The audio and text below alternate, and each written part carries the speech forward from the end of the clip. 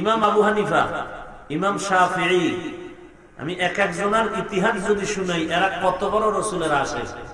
ইমাম মালিক কত বড় আশিক জানেন?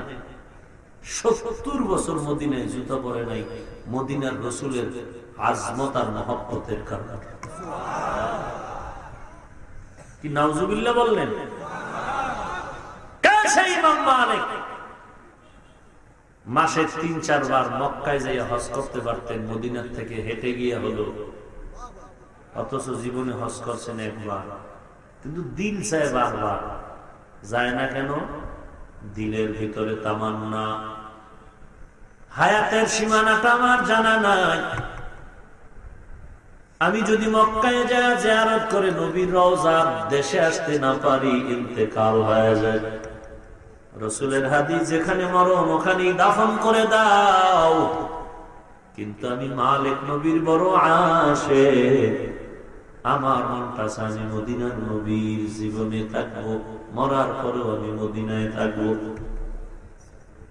আমার হায়াতের সীমানা জানা নাই, আমি যদি ওখানে যাই ফেরত আসতে না পারলে আমার তামান্না পূরণ হবে না।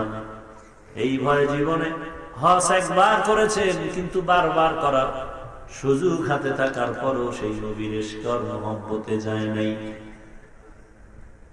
এখানে বিজ্ঞ উলামায়ে কেরাম আছেন, কোনো গালি নাই, হিংসা নাই, দুই একটা কথা যদি মনে করেন অশালীন বলে ফেলেছি, আল্লাহর কসম দিলের মধ্যে কোনো হাসাদ নাই, আল্লাহর হস্তে ক্ষমা চাই। কারণ দুনিয়ার বেঈমানেরা পাগল হয়ে গেল, এক হয়ে গেল, মুসলমানের ক্ষতি করবে। কে কোন পীরের মুরিদ সেখানে ভেদাভেদ করবে না, সবাই দেখবে নবীর আশিক কারা কারা, এদের ধর আর মার। বেঈমান সব এক হয়ে গেল, কিন্তু আমরা মুসলমান নবীর আশিক হইয়া এক হতে পারলাম না বেঈমানের মোকাবেলা করার জন্য। আমরা নিজেদের মধ্যে ঝগড়ায় লিপ্ত হয়ে গেলাম, কে কোন পীরের মুরিদ, তুমি অমুক পীরের মুরিদ, আমি ভিন্ন পীরের মুরিদ, তোমার সাথে আমার কোনো মিল হবে না। আমারে গালি দিবে ইহুদি, আমাকে গালি দিবে বেঈমান, আমাকে গালি দিবে খ্রিস্টান। আর তোমরা নবীর আশিক মহব্বত নিয়ে মদিনার নবীর মহব্বতে তুমি তাদের প্রতিবাদ করবা। খবরদার রে বেঈমানের বাচ্চা, শুনে রাখ, আমরা টুপিওয়ালা, কেউ চরমনাই, কেউ উজানি, কেউ ফুলতলি, কেউ হাটাজারি, যে যেই যাই নেই না কেন, কেউ কওমি, কেউ আলিয়া, আমরা সবাই নবীর আশিক। আমার কোন মুসলমান আশিকের ব্যাপারে যদি কোনো কথা বলো বেঈমান, জীবনটা যতক্ষণ আছে এক বিন্দু রক্ত দিয়া হলো আমরা নবীর মুহাব্বতে আমরা কাউকে কোনো বেঈমানকে ছাড় দিব না। তুমি এই স্লোগান বাদ দিয়া তুমি তাদের তালে তাল মিলে আমার গালি দাও, এই তোমার রসুলের ইশক আর মুহাব্বত। গালি দিবে বেঈমান, তুমি করবা প্রতিবাদ। তুমি প্রতিবাদ না কইরা নখে নখ বাড়ি দাও, খুশির খেলায় মাঝে মাঝে আমারও ইনজেকশন দাও। হাসার কথা না, কপাল পুড়ে যাচ্ছে, আমাদের কপাল পুড়ে যাচ্ছে। তোমার পীরের বিরুদ্ধে বললেই মাথা গরম হয়ে যায়, তোমার নেতার বিরুদ্ধে বললে মাথা গরম। অথচ আমার রসুলের বিরুদ্ধে যে এত হামলা, এত ভিন্ন মন্তব্য চলতেছে,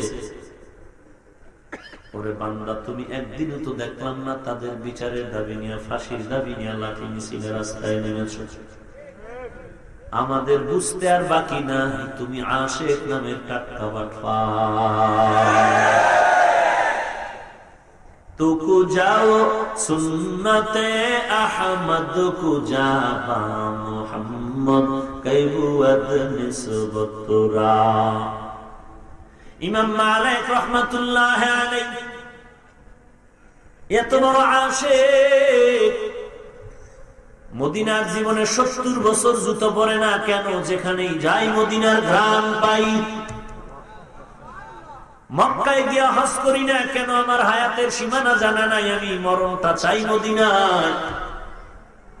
এই ইমাম মালিক, ইমাম আহমদ বিন হাম্বল, ইমাম শাফিঈ রাহমাতুল্লাহ আলাইহি, ইমাম আবু হানিফা, বলো এত বড় নবীর আশিক ইমাম আবু হানিফার মাযহাব আমরা সবাই মানি, ফুলতলি মানে, চরমনাই মানে, উজানি মানে, তাবলীগ মানে, দেওবন্দিরা মানে। একটা প্রমাণ কেউ যদি পারো দাও। ইমাম আযম আবু হানিফা নবীর দাঁড়াইয়া নবী সাল্লাল্লাহু আলাইহি সাল্লাম দিয়েছেন কিনা? একটা প্রমাণ দাও ইমাম শাফিয়া নবী সালাম আলাইকা বলে নবীর সালাম দিয়েছেন কিনা? ইমাম মালিক নবীর এত বড় আশিক, নবীর ইয়া নবী সালাম আলাইকা বলে নবীকে সালাম দিয়েছেন কিনা? ইয়া নবী সালাম আলাইকা, এই সালাম দিয়া দাঁড়াইয়া নবীরে সালাম দিলে যদি এত বরকত হয়, এই বরকতের কাজটা ওমর কেন করলেন না? আবু বকর কেন করলেন না? আলী কেন করলেন না? ওসমান কেন করলেন না?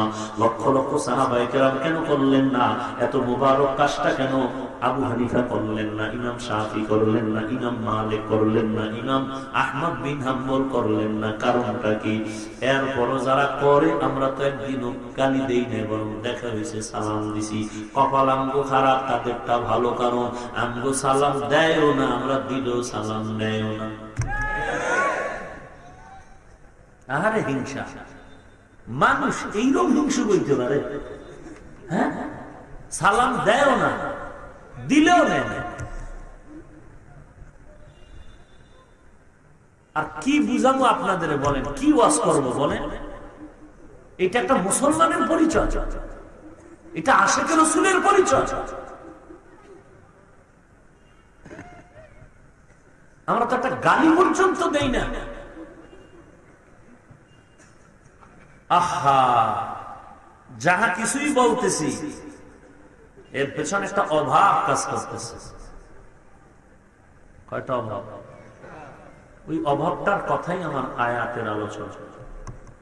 وَأَمَّا مَنْ خَافَ مَقَامَ رَبِّهِ وَنَهَى النَّفْسَ عَنِ الْهَوَى فَإِنَّ الْجَنَّةَ هِيَ الْمَأْوَى। ভয় করো ওই দিনকে মুমিন,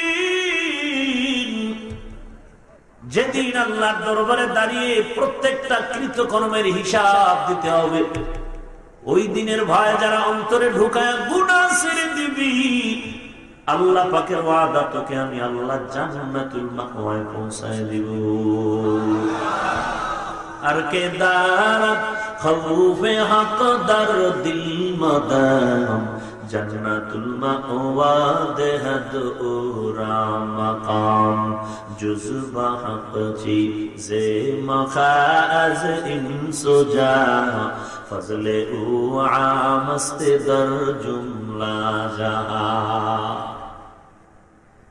একই রাস্তায় হিন্দু চলে, খ্রিস্টান চলে, ইহুদি চলে, মুসলমানও চলবে, কিন্তু একই রাস্তা দিয়ে র্যাব, আর্মি, পুলিশ, বিডিআর দৌড়াচ্ছে।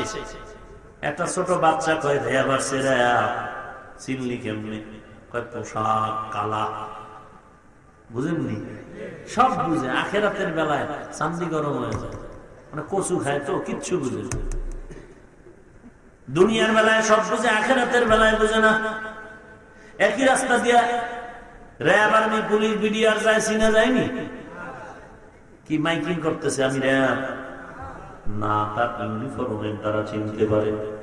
আমার রাসূল ইউনিফর্ম দিয়া দিলেন উম্মাত, জানি একই রাস্তায় হিন্দু চলবে, খ্রিস্টান চলবে, ইহুদি চলবে, বৌদ্ধরা চলবে, মুসলমান চলবে। মানুষকে কপালে ব্যানার টানানো লাগবে না, আমি সুন্নি, আমি আশিকে রাসূল, কোনো পতাকা লাগবে না। তোর মদিনার টাওয়ারের পোশাক যখন লাগায় দিবি, 10 মাইল দূরের থেকে সবাই বুঝবে এটা মদিনার পাগল। ওগো নবীর উম্মতেরা হয়ে আজি দিশাহারা, কোরআন হাদিসের চলো যখন যাহা চায় মনে, নবী বিনে কে তরাবে ফুলসিরাত মিজানে, নবী বিনে কে তরাবে ফুলসিরাত মিজানে। নবী আমার জীবন ভারে, দিনের লাগি কষ্ট করে,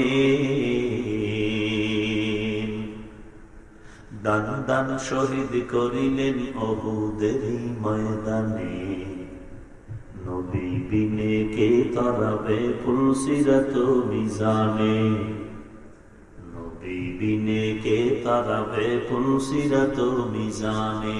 খারাপ লাগে না? কত হাজার গান জানো বেটা, গান দিয়ে বাটপারি করিস না, কোরআনের গান গাই, এগুলো আসল গান। আমরা পারি না, এই কণ্ঠেরও হিসাব দিতে হবে আল্লাহ।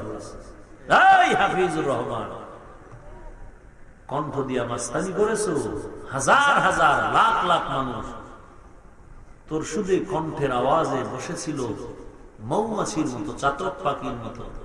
কি শুকর আদায় করেছো বাবা।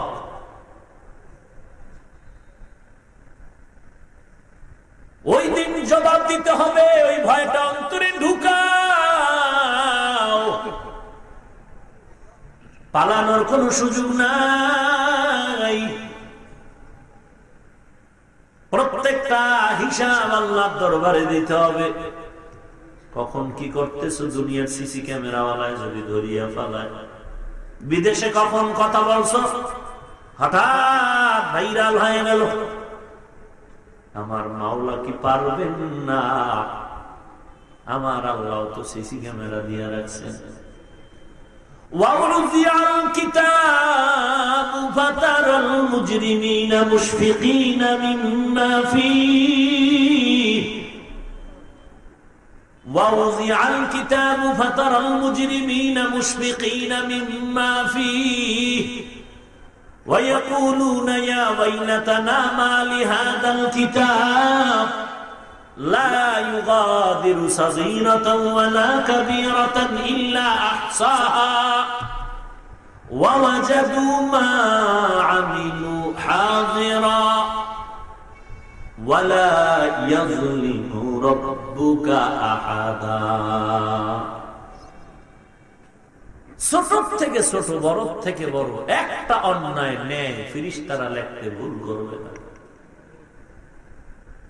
ওই দিন অন্তরের ভয় ঢুকা। ওই দিনটা কোন দিন বলে? কিয়ামতের দিন।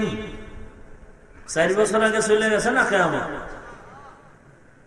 আন্দাজ হুশো নাই, ঘুমান না? কিয়ামত চলে গেছে না 4 বছর আগে? কোথায় কিয়ামত? কথা বলেন না কেন? কেন মে মাসের 7 তারিখ না কিয়ামত?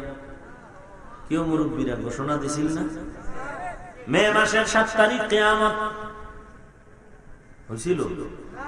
ওদিন থেকে কানে দইরা হবে বলে না, করতে পারে। কিয়ামত হবে বলছিল, হয় নাই। সেদিন থেকে তওবা করে এখন থেকে বলে হতে পারে, বজ্রপাত হতে পারে, দমকা হওয়া হতে পারে, বয়ে যেতে পারে, হবে বলে না। ওই দরাজে একবার খাইছে, কথা বুঝেন নাই? কিয়ামত তো হবে, সেদিন বেশি দূরে নয়। কেন হবে কিয়ামত? এই নিয়েও বিতর্ক আছে। বেঈমান নাস্তিকরা বলে কিসের আবার কিয়ামত, কিসের মরণ, কিসের হাসর, কিসের হিসাব। লম্বা চওড়া কথা নয়, সংক্ষেপ জবাব। কিয়ামত কেন হবে? একমাত্র ইনসাফের বিচারের জন্য হবে কিয়ামত। আধা মিনিট একটি এক্সাম্পল দেই। আপনাদের এই থানাটা কোন থানা? মাধবপুর থানার ওসি মহোদয় হঠাৎ একটা সন্ত্রাসীরে ধরে থানায় নিয়ে গেল, কোর্টে হাজির করলো। কি ব্যাপার? তদন্ত করে বললেই সন্ত্রাসী একটা মানুষের হত্যা করেছে। মহামান্য আদালত রায় দিয়ে দিলেন তাকেও হত্যা করে দাও। কিছুদিন পরে ওসি মহোদয় আর একটা সন্ত্রাসীরে ধরলেন, 6 মার্ডারের আসামি। আদালতে হাজির করলো। কয়টারে জবাই করছে? 6 জন। মহামান্য আদালত তদন্ত করে বলল ঠিকই 6 জনারে মেরেছে, এরেও হত্যা করে দাও। ঘটনা বুঝে আসলে বলে আগের যেটাকে হত্যা করা হলো কয়জনের বদলে এখনো রায় দিলে এরও হত্যা করো। আগের মতোই একে যদি হত্যা করে তো এইটা মার্ডার করছে কয়টা? একে যদি হত্যা করে দেয় কয়টার বিচার পাওয়া গেল?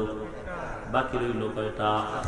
আল্লাহর কসম করে বলছি, এই 5টা হত্যার বিচার পৃথিবীর কোন আদালত কিয়ামতের আগে মুহূর্ত পর্যন্ত কেউ পারবে না।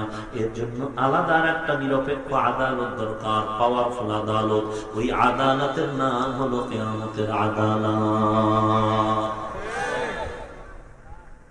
ওদিন হবে ইনসাফের বিচার। কেমন বিচার জানেন? Auto auto. ফজরের পরে বিচার শুরু, জোহরের আগে বিচার শেষ। সৎ ইনসাফ, কোন বেইনসাফি নেই। আল্লাহ সাথে সাথে টাটকা বিচার করে, এই বেঈমান কোন হিসাব নাই, জাহান্নামে দরমার যাও, সব বেঈমান ধরা। যাদের আমলনামায় গুনাহ নাই তারা ডাইরেক্ট বিনা হিসাবে জান্নাতে তাড়াতাড়ি দৌড়। মাঝখানে থাকবো আমরা ভেজাইলে পাবলিকের গোষ্ঠী বিড়ি ওঠানি নামাজও পড়ি, আসেনি? আশেক রাসূল দাবিও করি, গাঞ্জা খায়া ভাল্লু খায়া যাই, আছে না নাই? আশেক রাসূল দাবি করি আমি টাটকা সুন্নি, আবার আমার বউরিলে আমার কেটেও করি। আমরা নেকো করি, গুনাহ করি কিনা? আবার টুকটাক যা নেক করছি এটা কবুল যদি হইয়াও থাকে আল্লাহ জানে, এইটা আবার অহংকারী করে সওয়াবের নষ্ট করে দিয়েছে। কথা বুঝেন নাই?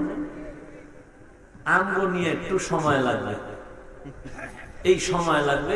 যাই বহ বাটপার গুলো বহ, বিড়ি উঠাইছো, নামাজ পড়ছো, সুদও খাইছো, হ্যাঁ টাটকা টুপি লাগাইছে, দামি টুপি, বিদেশি যায় নামাজ, বিদেশি সেন্ট নাই যায়, জুমার দিন সব ধাক্কাইয়া খতিবের সামনে গিয়ে বসছে, আছে না নাই? এই পুরা সপ্তাহে একদিনও মসজিদে আসে, মসজিদে বলে গরু ঢুকছে, গরু মুয়াজ্জিন বেতরে দৌড়, গরুর মালিক কয়, এই বেটা তুই গরুর বেদ কও, এটা বুঝে দিছিস? এটা বুঝে না, হঠাৎ ঢুকে গেছে। আমারে কোনোদিন দেখছো ঢুকতে? আমার তো কিছু বুঝ আছে, ওটা তো বুঝে না, ঢুকে গেছে। আমার তো কোনোদিন দেখো না, আমার তো বুঝ আছে। হ্যাঁ, এই ভেজাইলে ভাগ লিখলে হিসাব হবে, বা তোর আমলনামা দেওয়া হবে, ওজন দেওয়া হবে, ওজনের মধ্যে কয়েকবার ওজন করা হবে, তোর আমলনামা, তোর হিসাব আছে, বিদা আছে। হ্যাঁ, ওই কিয়ামতের দিনটা কেমন ভয়ঙ্কর দিন, যে দিনটা নবীরা পর্যন্ত নফসি নফসি বলে কান্না করবে। সূর্যটা মাথার উপরে নেমে আসবে। এখন সূর্য জমিন থেকে 9 কোটি 30 লক্ষ মাইল উপরে, দিনের বেলা ছিল, রাতের বেলা নাই। এরপর এত ঘাম, এত গরম, ফ্যানের বাতাসেও ঠান্ডা হচ্ছে না, একটা মুখের তাপ আসে জমিনে। হাসরের ময়দান আল্লাহ বলবেন, সূর্যটা মাথার উপরে নেমে আসো, আমার বান্দাদের মাথার উপরে 12টা মুখ নিচের দিকে দিয়ে যত তাপ আছে সব ছেড়ে দেবে, জমিনটা তামা হয়ে যাবে। ওদিকে জাহান্নামের আওয়াজ, আল্লাহ গো গুনাহগার গুলো কই, তাড়াতাড়ি আমার ভেতরে দাও, ক্ষুধা লাগছে। অপরদিকে আমার আল্লাহর ভয়ঙ্কর আওয়াজ, লিমানিল মুলকুল ইয়াউম লিল্লাহিল ওয়াহিদিল কাহ্হার। আল্লাহ তাআলার কুদরতি আওয়াজ এত ভয়ঙ্কর হবে যে হাসরের ময়দানটা থর থর থর থর করে কাঁপতে থাকবে। উম্মতেরা পাগলের মতো দৌড়াবে, আদম নবীর কাছে যাবে, একটু সুপারিশ করেন, তাড়াতাড়ি দৌড়ান, আমার উস নাই, আমি আমার চিন্তায় ব্যস্ত। যাও অন্য নবীর কাছে যাও, নূহ নবীর কাছে যাবে, বলবে আমিও ব্যস্ত, আমারে নিয়ে যাও। কেমন ভয়ঙ্কর পরিস্থিতি হলে নবীরা পর্যন্ত বেহুশ হয়ে থাকবে। এ জীবনে না করিলাম বন্দেগী, গুনাহ করে কাটাইলাম জিন্দেগী,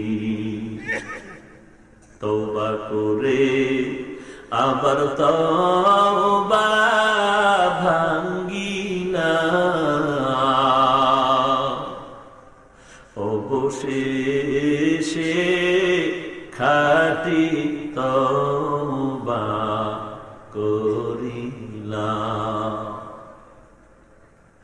নিজের হিসাব মিলা, ওই দিন হিসাব দেওয়া লাগবে, উপায় নাই। কিসের অহংকারী করো রে ভাই? আমার নবীর মোহাব্বত কি অন্তরে নাই? আমার নবীর মোহাব্বত অন্তরে থাকবে, আর এটার বহির প্রকাশের রং লাগবে নবীর সুন্নতের আমল। আজকে মন মতো চলতেছ আর বল আমি নবীর আশিক, নবীর যদি অন্তরে মায়া থাকে, চুল কাটার সময় নবীর কথাটা তোমার মনে মানে না কেন, কবুল করে না কেন? নবীর মহাব্বতি যদি থাকে, নবীর মহাব্বতের আওয়াজে নখগুলো কাটো না কেন? নবীর মহাব্বত যদি অন্তরে থাকে, নবীর তরিকায় জুতাটা ঢুকাও না কেন, খোলো না কেন? নবীর আদর্শের পোশাক করো না কেন? কেমন একজন নবী পাইলি, সারা বেঈমানরা পর্যন্ত সে নবীর পাগল। কত বেঈমানরা কালেমা পড়ে। ভয়েস অব আমেরিকার খবর প্রচারক জোনাথন কালেমা পড়ল নবীর মহাব্বতের কারণে। ভারতের শিবশক্তি স্বরূপজি অক্সফোর্ড বিশ্ববিদ্যালয় থেকে ডিগ্রি অর্জন করে আসলো, বহু ভাষার পণ্ডিত অর্জন করলো, খ্রিস্টান ধর্মের কিতাব দেখলো, ইহুদিদের কিতাব অধ্যয়ন করলো, দেখলো প্রত্যেকটা কিতাবের মধ্যে কিছু না কিছু ভুল আছে, আর ফাঁকে দিয়ে ইশারা ইঙ্গিতে ইসলামের গুণগান আছে। এক পর্যায়ে বান্দা ইসলামের গাইড অধ্যয়ন করা শুরু করলেন, কোরআন। দেখি কোরআনের মধ্যে কোনো ভুল আসেনি। আল্লাহর বান্দা আল্লাহর কোরআনটারে অধ্যয়ন করতে গিয়া শেষ পর্যন্ত তিনি একটা বইও লেখছেন। ওই বইয়ের মধ্যে বলে, আমি কোরআনের ভুল ধরার জন্য যখন চেষ্টা করতেছিলাম, আমার আয়নায় কোরআনের কোনো ভুল নাই, বরং কোরআনের আয়নায় আমার জীবনের ভুল ধরা পড়ে গেল।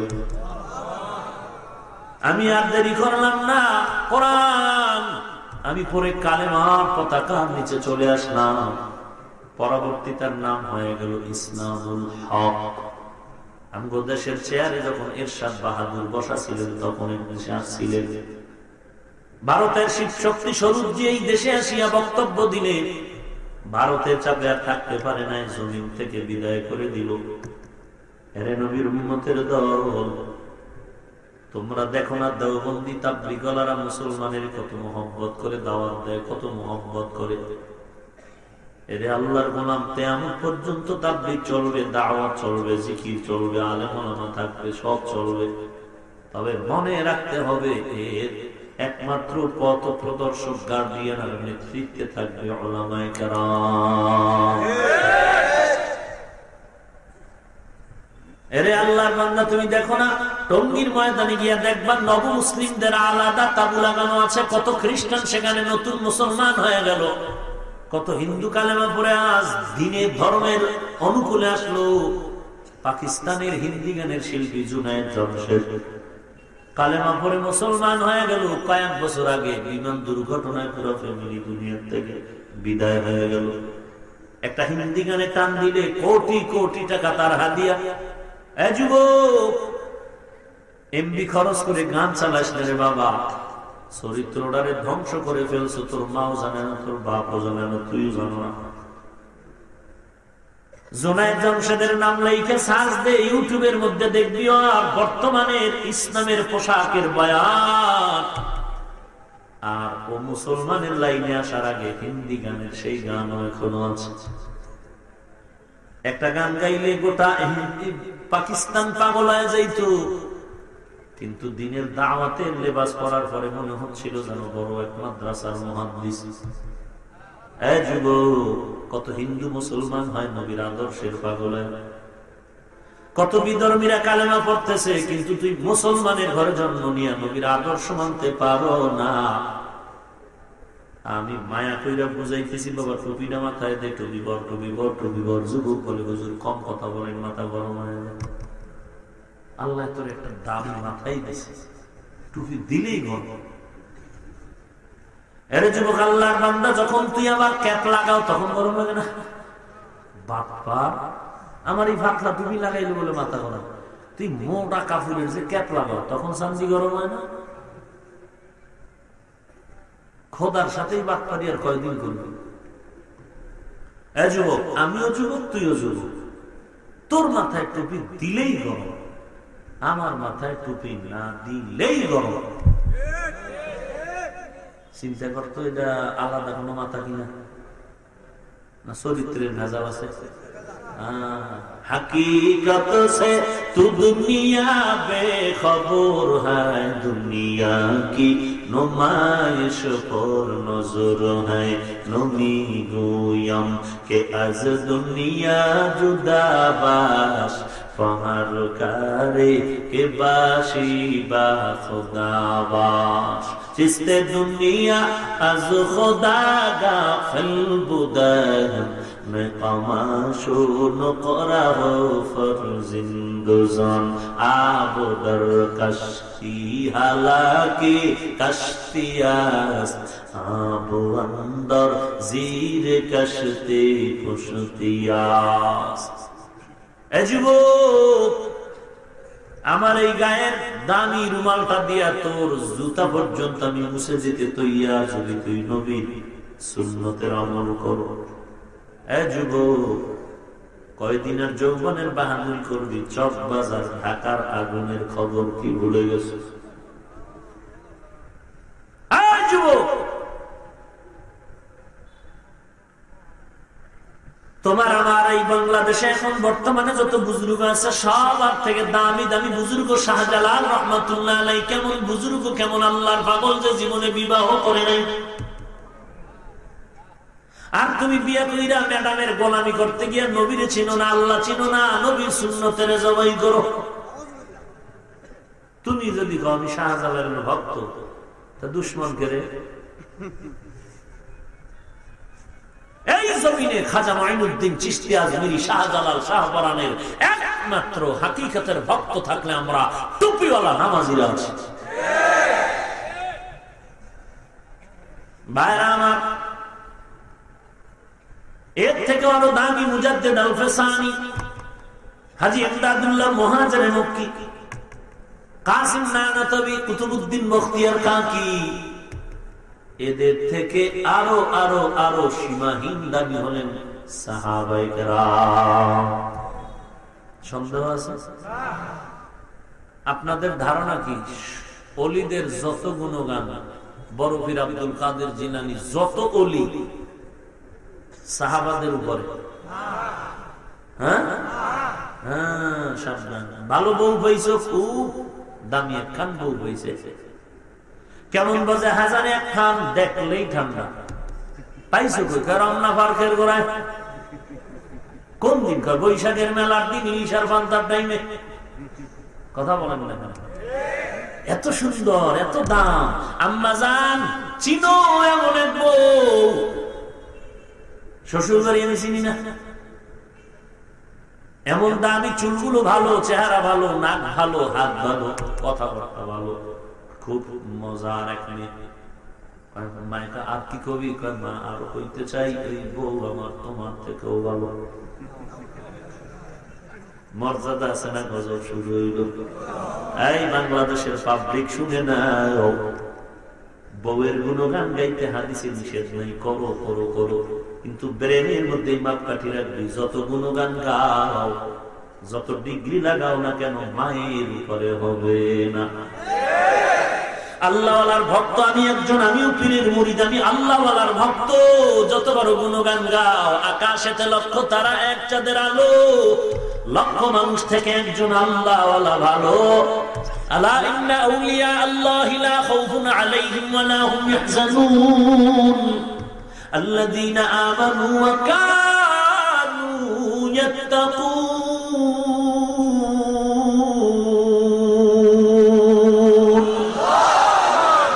গুণগান গাও, আল্লাহওয়ালার গুণগান। মান আদালি ওয়ালিয়ান ফাকাদ আযানতুহু বিল হারব, হাদিসে কুদসি, বুখারীর ইবারত। যতই গুণগান গাও, বড় পীর বড় পীর এত সুন্দর। আমার পীর শুধু পীর না, বাতাসের আগে আসমানে ঘুরে।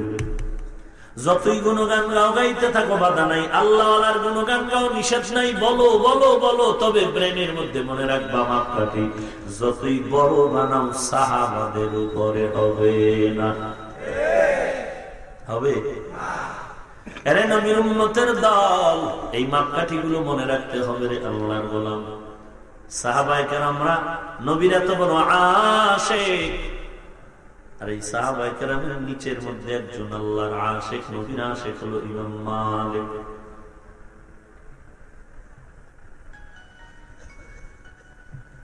এরে আল্লাহর নবীর উম্মতের দল, নবীর ইশক আর মুহাব্বত এত প্রবল তাদের অন্তরে যে মদিনার এলাকা ছাইরা কোথাও যায় না। এরে নবীর উম্মতের দল, তোমার ভিতরে নবীর মুহাব্বত আর ইশকের গভীর প্রকাশ কোথায় গেল? আজও মদিনার মানুষ ইমাম মালিকের জন্য বড় পাগল হয়ে আছে। ওই ইমাম মালিক রাহমাতুল্লাহ আলাইহি মদিনার অলিতে ঘুরে আর গলিতে ঘুরে আর মদিনার ধুলাগুলো গায়ে লাগায় মদিনার নবীর কদম কোথায় পড়ে গেল জানি। মদিনা নাম কত মধু,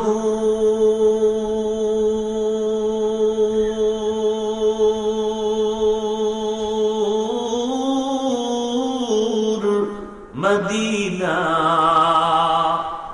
আর যে কত দূর,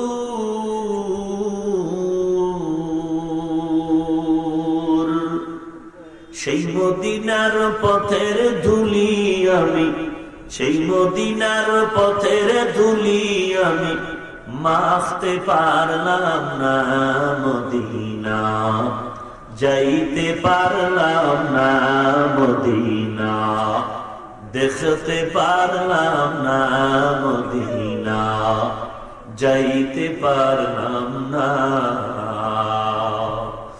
আমি অসহায় তাই এত দূরে রই, আমি অসহায় তাই এত দূরে রই, শুধু সালাম জানাই মদিনা, যাইতে পারলাম না মদিনা, দেখতে পারলাম না। যাইতে মন চায় সবার, চাই না? যদি যাইতে মন চায় ডেলি 13টা মিনিট আনো।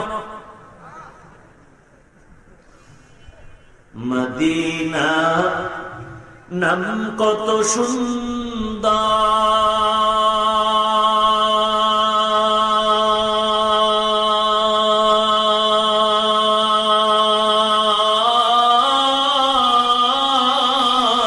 মদিনা কেরে সেবন্তার, পাখির নাই ডানা থাকলে, পাখির নাই ডানা থাকলে যেতাম মদিনায় মদিনা, যাইতে পারলাম না মদিনা, দেখতে পারলাম না মদিনা, যাইতে পারলাম না। মদিনায় যদি যেতে চাও বেশি বেশি নবীর নামে দরুদ শরীফ পড়ো। অল টাইম হাঁটতেছো, দোকানে বসে আছো, জিহ্বাটা নাড়ায় দরুদ পড়ো। লম্বা পড়ো না, ছোট করে পড়ো। সাল্লাল্লাহু আলাইহি ওয়া আলিহি ওয়া সাল্লাম, সাল্লাল্লাহু আলাইহি ওয়া আলিহি ওয়া সাল্লাম, সাল্লাল্লাহু আলাইহি ওয়া আলিহি ওয়া সাল্লাম। একবার পড়বা তো 10টা গুনাহ মাফ, 10টা নেক যোগ হয়ে যাবে। আল্লাহর আদালতে 10 গুণ মর্যাদা বেড়ে যাবে। আর কে বাসদ আমেলে সাল্লু মুদাম, আতেশে দোজখ শাওয়াত বনওয়ায়ে হারাম। ঘুমাইতে যাও মদিনার মোহাব্বতে ওযুটা করিয়া ডান কাতে ঘুমায় যারে আশিকে রাসূল। ঘুমের সাথে বান্দা ঘুমের আগে 1000 বার দরুদ শরীফ পড়ে ঘুমাও। নগদ পুরস্কার হলো ঘুমের ঘরে নবীর সাথে মোলাকাত হয়ে যাবে। আর বাকি হইল তোমার অতদিন পর্যন্ত মরণ হবে না যতদিন পর্যন্ত জান্নাতি মেহমানদের খাতায় নামটা লেখা হবে না। এটা দরুদের বরকত। এরে নবীর উম্মতের দল, ভালো করে বুঝে নাও, আল্লাহর নবীর মুহাব্বত অন্তরে ঢুকায় হাসরের দিন জবাব দেওয়ার ভয় অন্তরে ঢুক। সাহাবায়ে কেরামদের অন্তরে ভয়।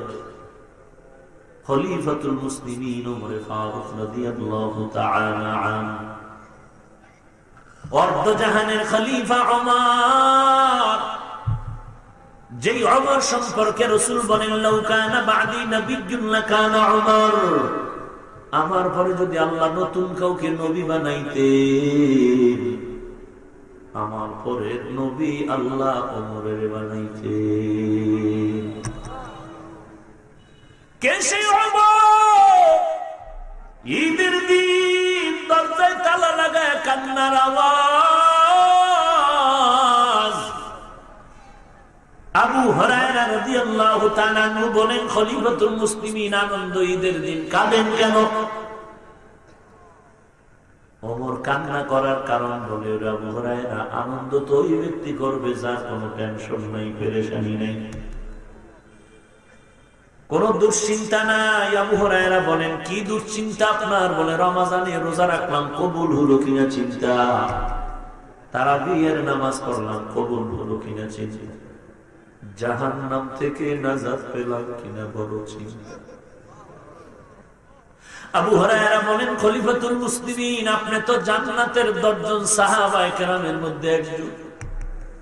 নবী আল্লাহ থেকে নবী তো সুসংবাদ জানায় দিবেন।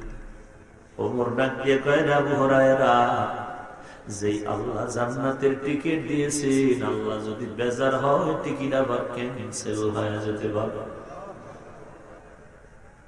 কেমন জাহান্নামের ভয়!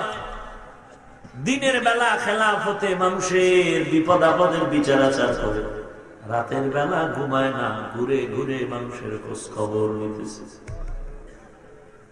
একদিন রাতের বেলা হেঁটে হেঁটে গিয়ে দেখেন জানলার কিনারা একটা ঘর, ছোট ভাঙা ঘরের ভেতরে আগুন জ্বলতেছে। আগুন। ওমর কিনারায় গিয়ে তাকায় দেখেন বৃদ্ধা মহিলা পাত্রের মধ্যে আগুন দিয়ে পানি গরম করতেছে। আর ডানে বামে ছোট ছোট শিশু বাচ্চাগুলো মাটিতে ঘুমায়। ওমর দাঁড়ায় দেখতেছেন, বাচ্চাদের মধ্যে হঠাৎ একটা দাঁত চিৎকার দিয়ে উঠলেন আর বলেন, আম্মু পেটে ক্ষুধা, খানা দাও। মহিলা বলে, খানা রেডি হচ্ছে, ঘুমাও। আবার বাচ্চাটা কান্না করতে করতে মাটিতে ঘুমিয়ে পড়ল। ওমর দূরে থেকে সালাম জানাইলেন। মহিলা ডাক দিয়ে বলেন, কে তুমি? বলে, আমি এক যুবক, আসিনি কোনো সমস্যা? মহিলা ডাক দিয়ে বলে, রে ভাইজান, সমস্যা পরে, আগে একটু কথা শোনো। আমগো দেশের দায়িত্ব আছে নাকি ওমর? আমি দুনিয়াতে পারি, না হয় আল্লাহর আদালতে হাসরের ময়দানে সে ওমরের বিরুদ্ধে আমি মামলা দায়ের করব। কারণ আমার ঘরে চুলায় আগুন জ্বলে, খানা নাই, বাচ্চাগুলো না খেয়ে মাটিতে পড়ে আছে। ওমর একবারও খবর নেয় না, আমি বৃদ্ধা মহিলা কোথায় যাব? ওমর এই করুণ কথা শুনে দেরি না করে সাথে গোলাম ছিল আসলাম, তারে নিয়ে চলে গেলেন বাইতুল মাল। অর্থ মন্ত্রণালয়ে গিয়ে আটার বস্তা রেডি করলেন। আটার বস্তা কমপ্লিট রেডি করে গল বলে, রে আসলাম, আটার বস্তা আমি ওমরের মাথায় তুলে দাও। আসলাম বলেন, খলিফাতুল মুসলিমিনটা কি বললেন? বলে, রে ও আসলাম, তুমি কি চাও ওমর হাসরের দিন আল্লাহর দরবারে আসামির কাঠগড়ায় দাঁড়াবে? বলে, না, চাই না। বলে, তাহলে আমার দায়িত্বটা আমাকে পালন করার সুযোগ দেও। দুনিয়াতে যদিও আটার বস্তা আমি খলিফার মাথায় নেই, একটু লজ্জার মনে, কিন্তু হাসরের সেই কঠিন দিনের লজ্জা তো সহ্য করা যাবে না রে। আছে অর্ধজাহানের খলিফা আটার বস্তা মাথায় নিয়ে গভীর রাতে রওয়ানা। মহিলার বাড়ির দরওয়াজায় গিয়ে সালাম, আম্মা যান, ভেতরে চলে যান। ওমর নিজে আটার বস্তা নামায়া নিজ হাতে আটা দিয়ে রুটি বানানো শুরু করল। হযরত ওমর রাদিয়াল্লাহু আনহু রুটি বানায় বানায়া বলেন, আম্মা যান, রুটিগুলো আপনি খান, এই বাচ্চাগুলোর দেন, আমি চললাম। আবার আটার বস্তা রেখে গেলাম, শেষ হওয়ার আগে খবর নিব। মহিলা এবার বিদায় বেলা হাত উঁচু করে দোয়া করেন, হে মালিক, ওমরের মতো বান্দাটারে আমগো দেশের ক্ষমতায় না বসাইয়া এই যুবকের যদি বসাইতা, বেহেশতের বাগান হয়ে যেত। কান্না করে দোয়া করে দিলেন, ওমর পরিচয়টা গোপন রেখে চলে গেলেন। মহিলা দোয়া করতেছে, যুবক কত ভালো মানুষ। ওমর পরের দিন মসজিদে নববীর মধ্যে জরুরি বৈঠক ডাকলেন, আর একটা বার্তা বাহককে পাঠিয়ে দিয়ে বললেন, যাও অমুক এলাকার এক বৃদ্ধা মহিলাকে আদালতে নিয়ে আসো। আমি ওমরের নাম বলবা না, বলবা খলিফাতুল মুসলিমিন তোমাকে ডেকে পাঠিয়েছে। বার্তা বাহক গিয়া যখন বললেন, হে আম্মা জান, খলিফাতুল মুসলিমিন আপনাকে ডেকে পাঠিয়েছে, মহিলা কথাটা শুনি না ভূমিকম্পের মতো কাঁপতে শুরু করলো, ঝালঝালা শুরু হয়ে গেল। গতকালকের বাদশারে যে গালাগালি করছে ওই যুবক বোধহয় বাদশারে বলে দিছে, আজ আমার ফাঁসি হবে নিশ্চিত, আমার উপায় নাই। মহিলা কান্না করতেছে, বাচ্চাগুলোর কোলে জড়ায় কয়, রে সন্তান, মনের মতো মায়ের চেহারাটা দেখিয়া নেও, আর বুঝি দেখা হবে না, ফাঁসি হয়ে যাবে। বাচ্চাগুলো মায়ের গলা জড়ায় কাঁদে আর বলে, মা কার আঁচল তলে আমরা আশ্রয় নিব রে মা। বলে, আল্লাহর পানাহার উপরে দিলাম। বৃদ্ধা মা কষ্ট করে করে ওমরের খেলাফতের মুসনাদের পাশে গিয়া মসজিদের কিনারা, আশ্চর্য ব্যাপার, তাকায় দেখে সেই রাতের যুবক আদালতে দাঁড়িয়ে আছে। মহিলা ভয় পেয়ে গেলেন। ওমর ইশারা করে বললেন, আম্মা জান কোনো ভয় নাই। লম্বা একটা পাগড়ি নিয়া, পাগড়ির এক মাথা দিয়া ওমরের গলায় পেঁচাইয়া পাগড়ির অগ্রভাগ বলে, আম্মা জান তুমি নাও, আমি সেই ওমর।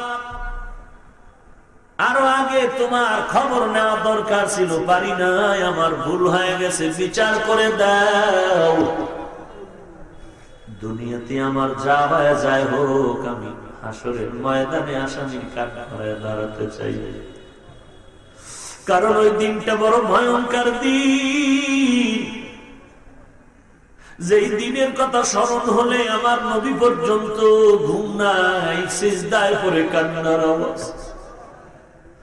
এমন একটা ভয়ঙ্কর হাসরের দিন, গুনাহগার গুলোকে আল্লাহ ডাক দিয়া বলবেন, মুমতাজুল ইয়াউমা আইয়ুহাল মুজরিমুন, হে গুনাহগারেরা নেককারদের থেকে আলাদা হয়ে যা। আমি আল্লাহ তাআলা আজকে গুনাহগারদের ইনসাফের বিচার করব, আলাদা লাইনে দাঁড়াও। গুনাহগারেরা সূর্যের তাপের ভয় নেককারদের থেকে আলাদা হতে চায় না। আল্লাহ তাআলা তখন নিজ কুদরতি জিম্মা একটা বাঁশুনি দিয়া গুনাহগার গুলো আলাদা করে ফেলবেন, জাহান্নামের রাস্তায় পড়ে যাবে। আল্লাহর আওয়াজ শুরু হয়ে যাবে, ওয়াসিকাল্লাযীনা কাফারু ইলা জাহান্নাম যুমারা হাত্তা ইযা জাউহা ফুতিহাত আবওয়াবুহা وقال لهم خزنتها ألم يأتكم رسل منكم يتلون عليكم آيات ربكم وينذرونكم لقاء يومكم هذا قالوا بلى ولكن حقت كلمة العذاب